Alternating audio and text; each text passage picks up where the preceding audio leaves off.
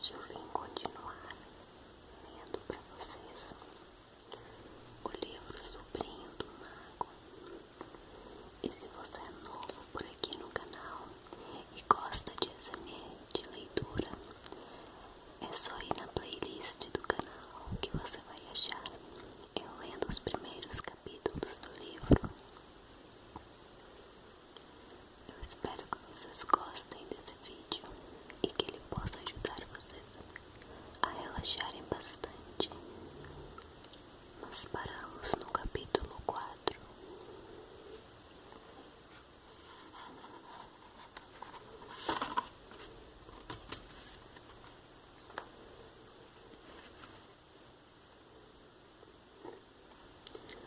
O título do capítulo 4 é O Sino e o Martelo. Não pode haver dúvida sobre a magia desta vez. Lá se foram eles aos emboléus, primeiramente através da escuridão e depois através de um turbilhão de formas em movimento, formas que podiam ser quase tudo que se pode imaginar. Foi ficando mais claro. De repente, sentiram que estava em cima de algo sólido. Um instante mais e as coisas ficaram em foco. Já podiam distingui-las. Que lugar mais estranho! Exclamou Diggory. Não estou gostando nada daqui, disse Polly com tremor. Antes de tudo, chamou-lhes a atenção a luz. Não era nada parecida com a luz do sol. E não era como a luz elétrica, ou de lampiões, ou de velas, ou de qualquer outra luz que já tivessem visto. Era uma luz tristonha, meio avermelhada. Nada comunicativa, uma luz parada. Estavam numa superfície plana e pavimentada, com grandes edifícios ao redor. Era uma espécie de pátio. O céu era de uma escuridão fora do comum, um azul quase preto. Que clima mais engraçado, disse Diggory. Será que chegamos na horinha de uma tempestade ou de um eclipse? Não estou gostando nem um pouquinho, repetiu Polly.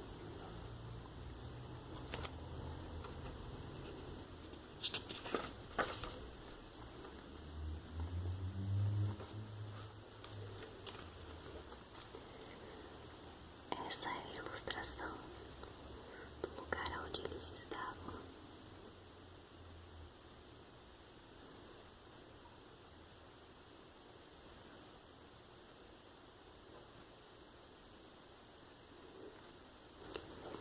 Estavam cochichando, mesmo sem saber porquê, e continuavam de mãos dadas, também sem saber o motivo.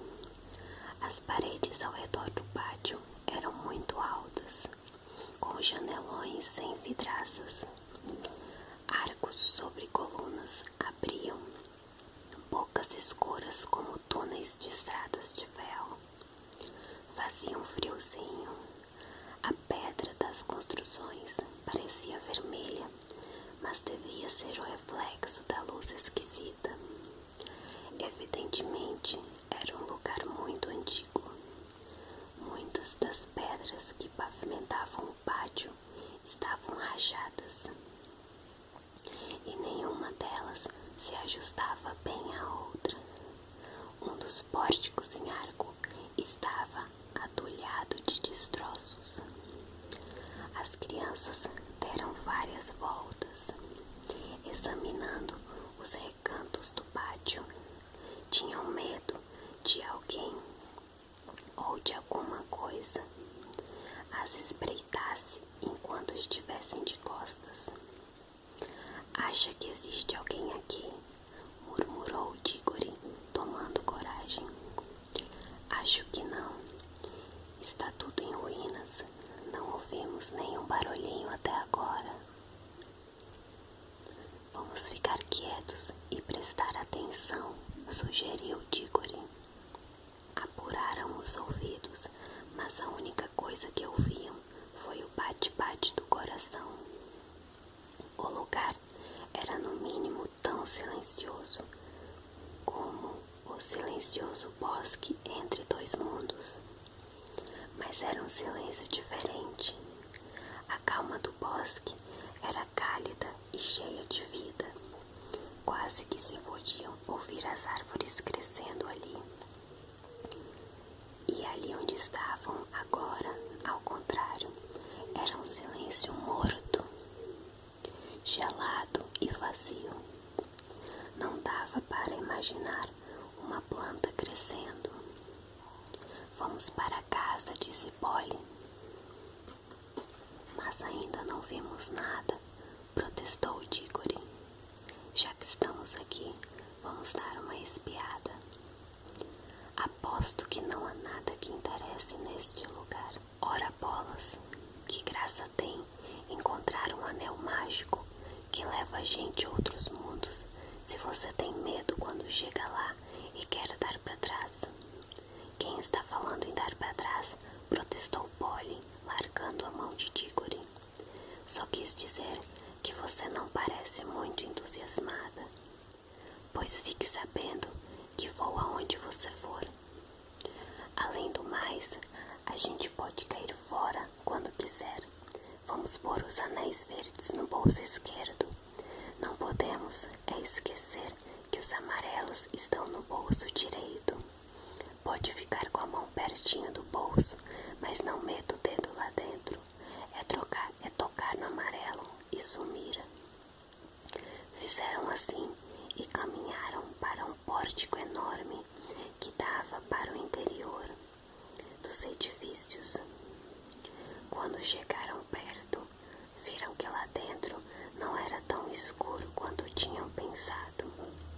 A vasta sala, apenumbrada, estava vazia. No lado mais distante, erguia-se uma fileira de coluna com arcos interligados. Dos arcos jorrava a mesma luz fatigante. Atravessaram o salão com muito cuidado, temendo encontrar no chão um buraco ou coisa pior. Quando afinal chegaram do outro lado, cruzaram os arcos e se viram em outro pátio ainda maior. Aquilo ali não parece muito seguro, disse Polly, apontando para um lugar onde a parede fazia uma barriga, como se estivesse pronta para desabar no pátio. Em certo ponto, faltava uma coluna entre dois arcos.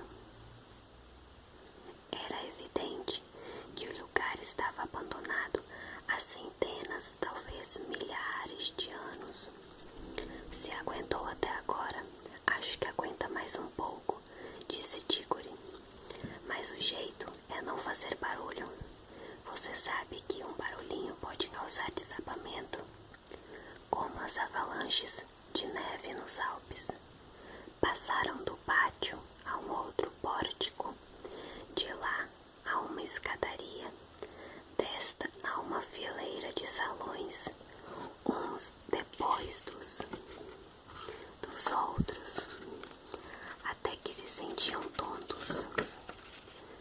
Tão vastas eram as dimensões de tudo. Estavam sempre imaginando que iriam encontrar ar livre, na esperança de ver, afinal, que espécie de região circundava o enorme palácio, mas só encontravam pátio depois de pátio. Devia ter sido uma beleza de lugar quando as pessoas ali viviam. Num dos pátios havia um chafariz com um grande monstro de pedra de asas abertas e boca escancarada. Embaixo, a larga bacia de pedra que em outros tempos deveria aparar água e estava mais seca do que osso ao sol. Em outro outros lugares estavam galhos secos de uma espécie de trepadeira que se enroscara pelas colunas e chegara a derrubar algumas. Mas as trepadeiras estavam mortas há muito tempo. Não viram formigas, nem aranhas, nem qualquer dessas criaturinhas que costumavam viver nas ruínas.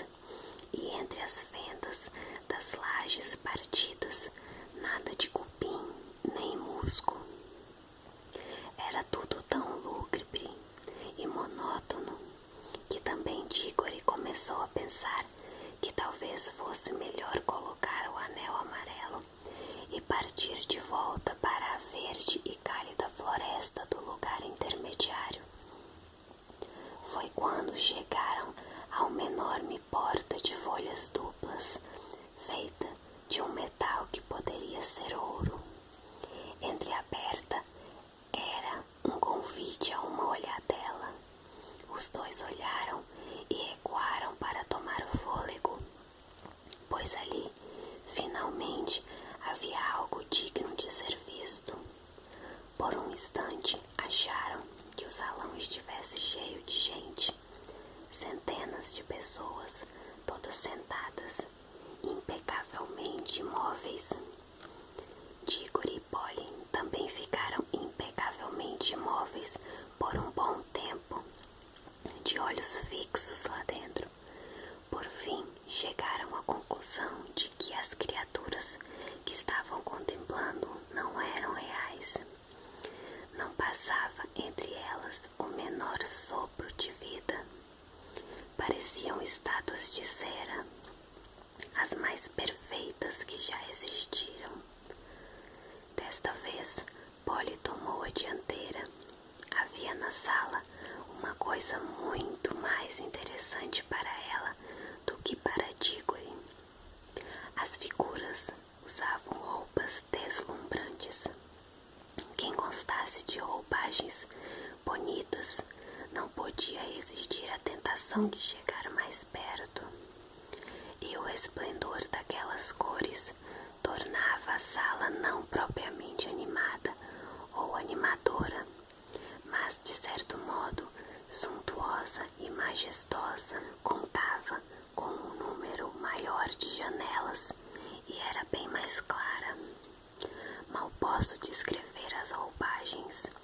Todas as figuras envergavam mantos e usavam coroas. Os mantos eram rubro e cinzas prateados, ou purpúreos com vívidos tons verdes, bordados com desenhos de flores e de estranhos animais. Pedras preciosas de tamanhos aberrantes refulgiam nas coroas, nos colares, nos cintos.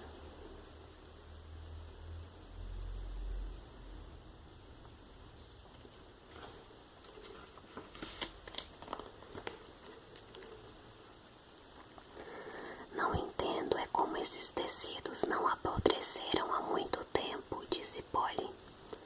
Magia, murmurou Dígore. Não está sentindo encantamento? Percebi logo que entrei. O mais barato desses vestidos custariam um dinheirão em Londres. Mas Dígore estava mais interessado nas fisionomias, que eram mesmo dignas de ser olhadas. As figuras estavam sentadas em cadeiras de pedra nos dois lados da sala, deixando livre o espaço do meio. Parece boa gente, falou Dígore. Polly assentiu com a cabeça. As feições eram simpáticas. Homens e mulheres pareciam bondosos e inteligentes. Deviam descender de uma raça bonita. Mas à medida que as crianças deram alguns passos na sala, aproximaram-se de faces bem diferentes, rostos solenes. Para falar com aquelas figuras seria indispensável caprichar na gramática. Quando avançavam um pouco mais, encontraram-se diante de faces das quais não gostaram nada. Eram rostos de expressão inocente e orgulhosa, porém cruéis. Mais adiante, as feições pareciam ainda mais perversas. Um pouquinho mais e depararam-se com expressões mais terríveis ainda, e nem um pouco felizes. Rosto quase desesperados, como se as pessoas às quais pertencessem tivessem cometido e também sofrido coisas pavorosas.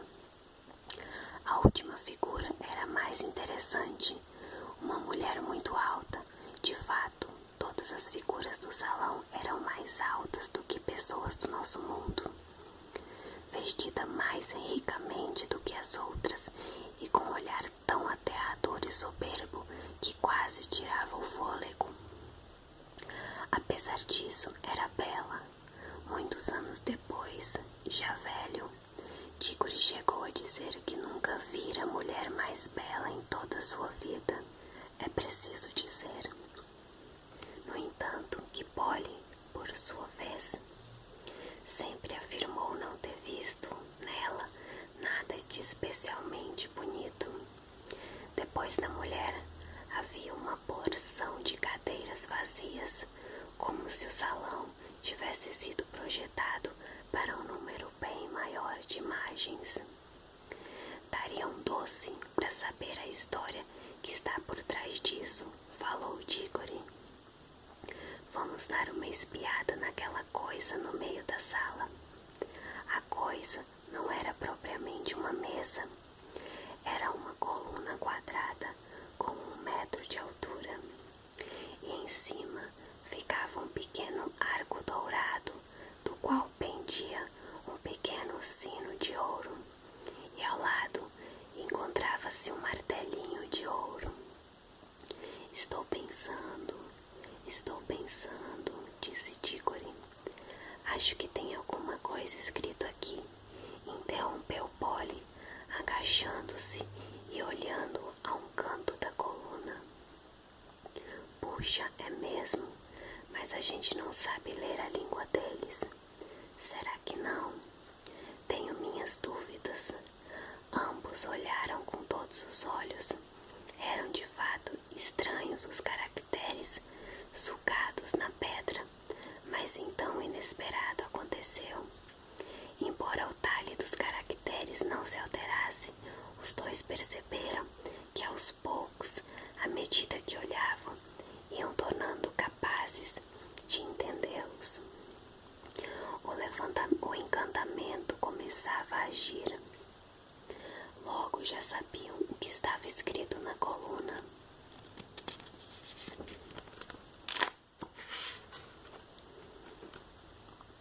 O estilo devia ser melhor, mas o sentido dos dizeres era o seguinte: ousado aventureiro, decida de uma vez, faça o sino vibrar e aguarde o perigo, ou acabe louco de tanto pensar. Se eu tivesse tocado, o que teria acontecido? É eu que não entro nessa, disse Polly. Não quero ver perigo nenhum. Não adianta, Polly. Não está vendo que agora é tarde demais? Já caímos na coisa. A gente vai passar a vida pensando o que teria acontecido se tivesse tocado o sino. Eu é que não quero ficar louco, pensando a vida inteira nisso, é ou não? Não seja tão bobo, que interesse pode ter o que teria acontecido? Quem chegou até esse ponto não tem mais saída, ou toca o sino ou fica maluco. E este é o encantamento, você não entende? Já estou ficando empolgado, encantado. Não estou sentindo nada, disse Polly, meio zangada, e nem acredito na sua empolgação. É fita sua. É porque você é mulher. Mulher só quer saber de intriga e de fofoca sobre namoros. Você ficou igualzinho a seu tio quando disse isso. Porque está fugindo do assunto. Estávamos falando sobre... Você está falando igualzinho a um homem, disse Polly, num tom de gente novamente no seu próprio tom. E não vai dizer que eu também falo como uma mulher. Não vá bancar o relógio de repetição. Nunca me passaria pela cabeça chamar de mulher uma garotinha como você, disse Tigore com arrogância. Ah, quer dizer que eu sou uma garotinha? Polly agora estava mesmo furiosa, pois não precisa mais se incomodar de acompanhar uma garotinha. Chega! Estou cheia desse lugar e estou farta de você também, seu bestalhão, teimoso, burro.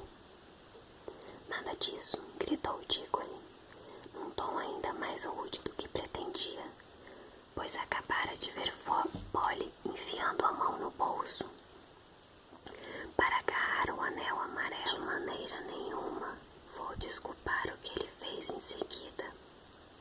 Só posso dizer que Tigore se arrependeu muito depois.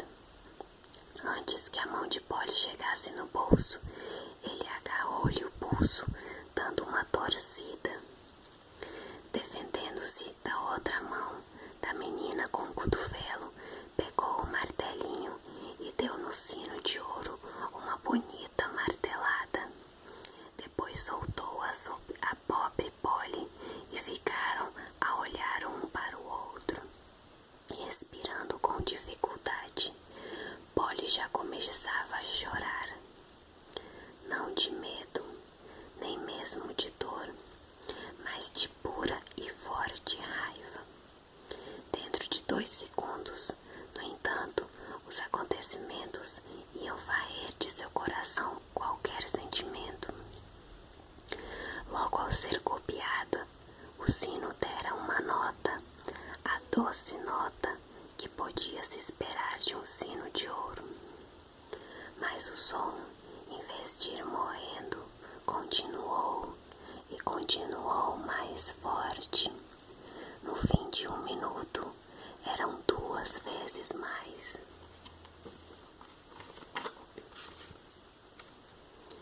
Alto do que no início. Daí a pouco estava tão alto que eles, se, em vez de permanecerem de boca aberta, tivessem falado alguma coisa, não poderiam conversar. E o som foi ficando mais forte, sempre a mesma nota, ao mesmo tempo suave e terrível. Por fim, todo o ar contido no salão vibrava com o som e podiam perceber que as pedras tremiam sob os seus pés. Em seguida, um outro som entrou na sala, um barulho confuso e desastroso, como um trem ao longe, a princípio, depois, como o baque de uma árvore caindo. Finalmente, com um estardalhaço, uma boa parte do teto despencou. No fim do salão, grandes blocos de alvenaria desmoronaram em volta deles. As paredes tremeram. O ruído do sino parou. As nuvens de poeira sumiram. Tudo voltou à antiga quietude. Nunca se descobriu se o desabamento do teto era devido à feitiçaria ou se o insuportável som do sino estava acima dos limites toleráveis por aquelas paredes vacilantes. Que tal? Acho que agora você está satisfeito, disse Polly, arquejante. Bom, de qualquer jeito já acabou. E pensaram que tinha acabado mesmo, mas nunca estiveram tão enganados em toda a sua vida. Bom, gente, acabou esse capítulo 4. O título do próximo capítulo é A Palavra Execrável. E se vocês quiserem que eu continue fazendo a leitura do livro Sobrinho do Mago, eu peço que vocês deixem um like aqui no vídeo e me falem também nos comentários, porque saber que vocês estão aqui acompanhando a leitura, porque não são muitas pessoas que gostam do vídeo de leitura, mas como eu sei que tem pessoas que gostam,